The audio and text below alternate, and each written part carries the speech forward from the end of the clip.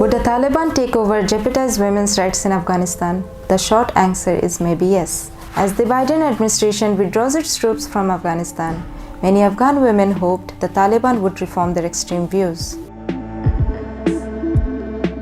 The talks between Afghan government and the Taliban have brought little changes on the ground.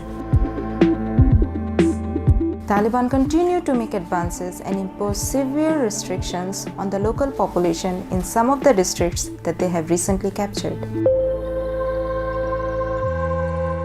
When the group governed Afghanistan from 1996 to 2001, they imposed one of the most severe regimes of gender segregation anywhere in the world.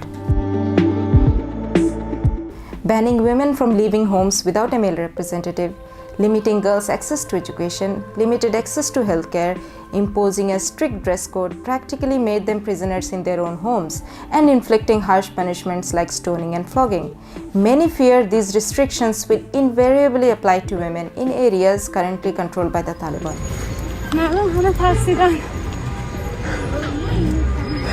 20 years of progress by Afghanistan's women and girls is at serious risk of being unraveled.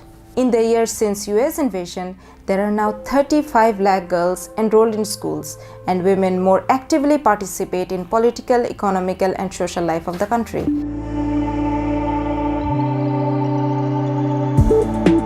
Despite the ongoing conflict, Afghan women have become lawyers, judges, police officers, became internationally recognized singers, competed in the Olympics and on robotics team, climbed mountains and much more. All things that were nearly impossible at the turn of the century.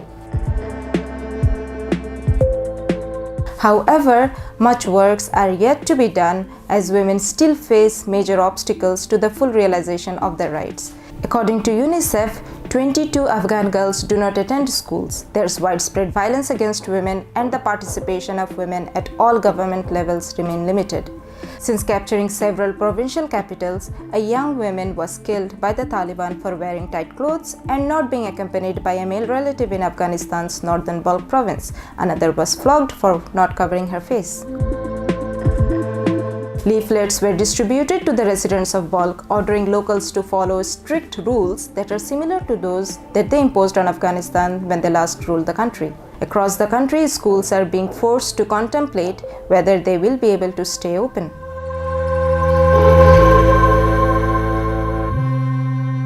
Human rights groups, non-governmental organizations, schools and businesses are left trying to figure out alternative ways for female employees and students if the Taliban retake power.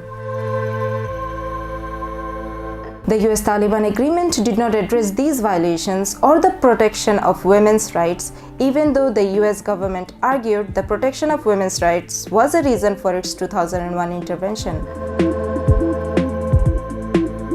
The closed-door talks and hasty withdrawal of US forces from Afghanistan raised fears that women's rights would be traded off for a peace agreement with the Taliban.